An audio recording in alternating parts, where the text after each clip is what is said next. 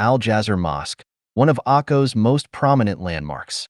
Built in 1781 by Ahmed Al-Jazzar, the same formidable Ottoman governor who defended Akko against Napoleon's siege, this mosque is a masterpiece of Ottoman architecture.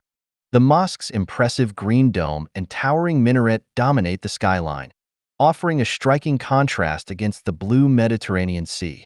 Inside, you'll find a serene courtyard adorned with beautiful gardens and a central fountain, providing a tranquil space for reflection and prayer.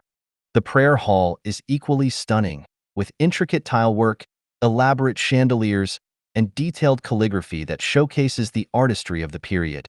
The mosque also houses the tomb of Al-Jazzar and his successor, Suleiman Pasha, adding to its historical significance.